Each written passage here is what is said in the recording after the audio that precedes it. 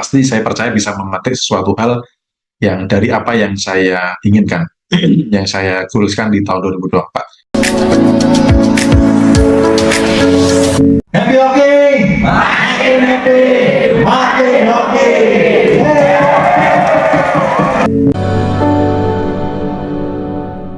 Jadi 2023 itu goal saya tuh murni hanya soal finansial. Murni hanya soal finansial, tanpa ada goals waktu, bahkan tanpa goals kesehatan. Nah, ini yang membuat saya di 2023 akhir itu sangat kelelahan. Bahkan libur Natal tahun baru saya harusnya itu adalah menikmati, nggak bisa menikmati. Karena ada 4 batch terbuka ya, yang grupnya masih terbuka dan diskusi terus, setiap hari saya baca masalah. Dan itu ada 4 grup, kebayang ya, bangun tidur baca masalah, mau tidur baca masalah gitu ya.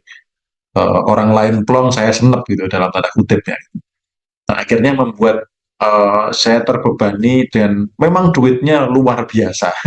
Bahkan apa yang mau saya pakai untuk menghadiahi saya di tahun 2024, ulang tahunnya masih pertengahan tahun, itu sudah disediakan uangnya di bulan Desember kemarin. Ya, bulan Desember itu uangnya sudah ada untuk hadiah ulang tahun yang nanti masih pertengahan tahun. Nah,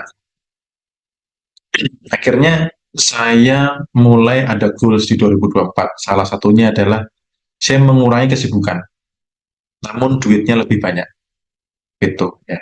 Goalsnya adalah mengurangi kesibukan dan goalsnya lebih banyak. Kemudian Jumat, Sabtu, Minggu saya tidak mengurusi bisnis, saya fokus ke me time dan family time. Karena gini ya, hidup itu harus dinikmati.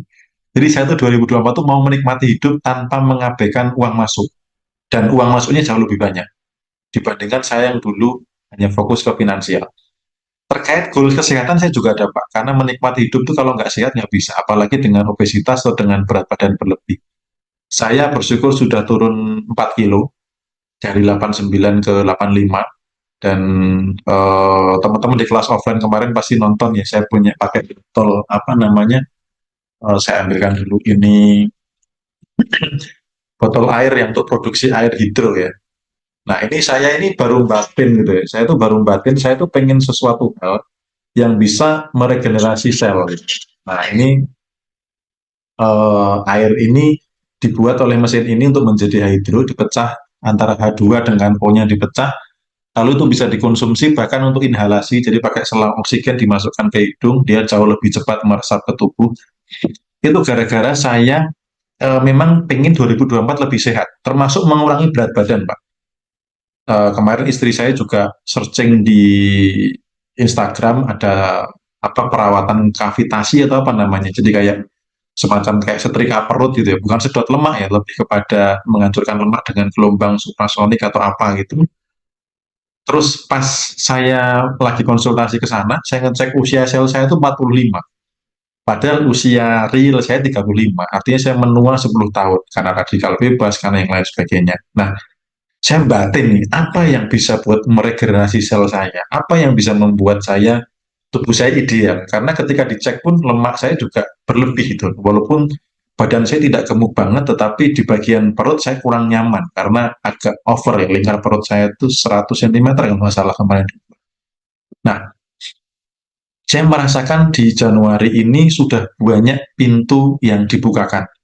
Termasuk ada salah satu member juga yang punya perusahaan dan minta di coaching, Mas Imo, saya minta di coaching, nanti dari omset saya berikan sekian, padahal saya nggak mengajukan diri.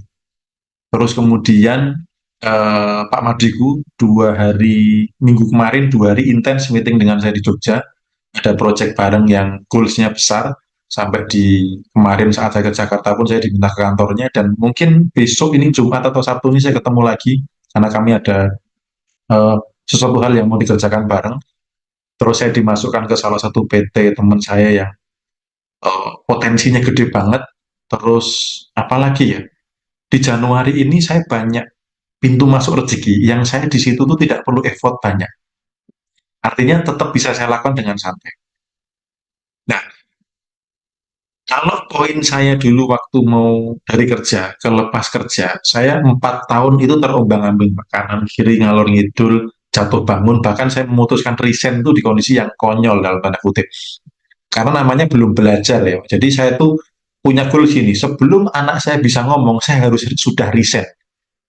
Karena saya nggak mau nanti anak saya, kok ayah nggak pulang-pulang, kok ayah kerja terus, kok ayah berangkat pagi pulang petang, kok penghasilannya pas-pasan gitu misalkan. Jadi sebelum anak saya bisa ngomong, saya harus sudah riset. Dan betul, sebelum anak saya lancar ngomong, saya sudah riset.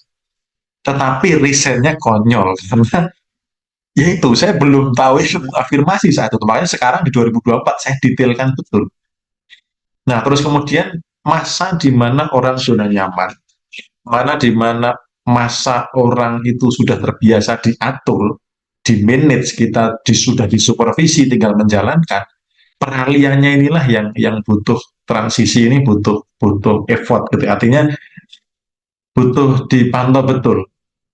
Nah, saran saya Pak Pandu, belajarlah dengan orang yang ahli di bidangnya. Jadi jangan lepas sendiri. Itu misalkan mau buka usaha kuliner, mendekatlah, bertemanlah dengan orang yang ngerti kuliner. Kalau ada budget untuk bayar orang yang ahli di bidangnya, bayar.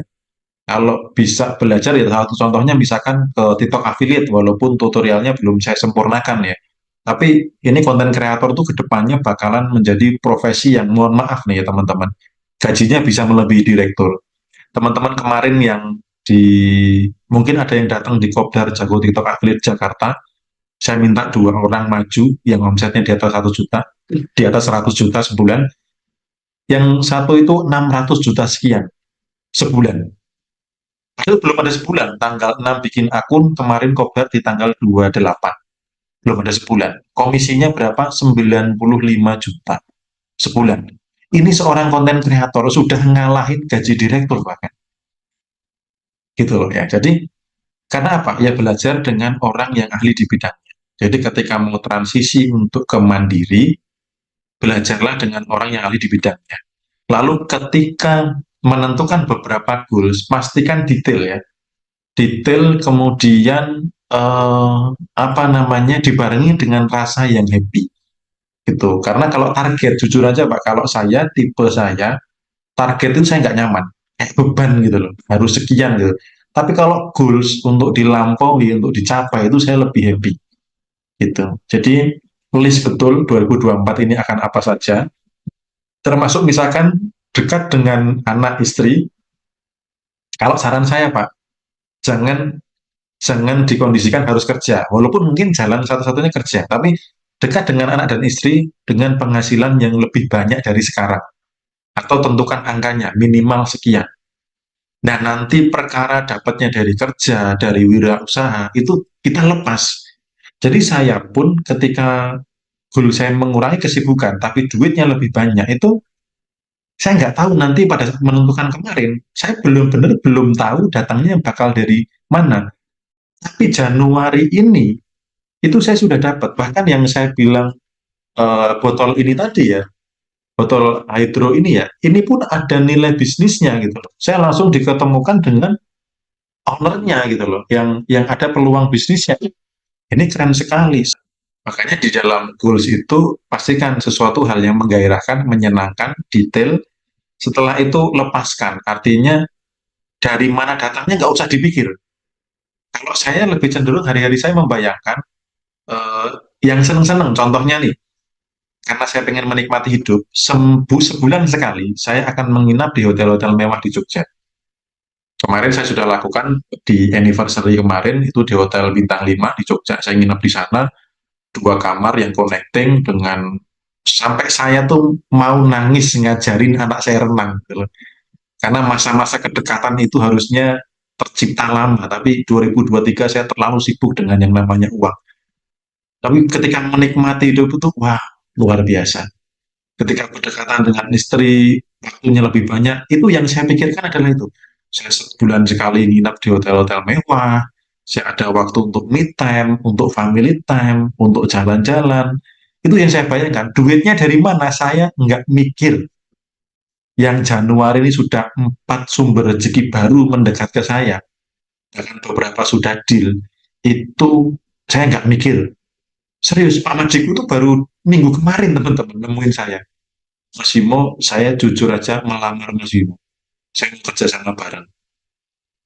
pagi siang ini tadi nanya ini WA-nya masih ada, kalau pengen tahu saya bisa tunjukkan. Mas, yang kemarin saya bisa bantu apa? Saya tinggal nunggu agreement aja, Pak. Kesepakatan aja. Harga berapa, angka berapa, saya bisa bagi berapa untuk teman-teman.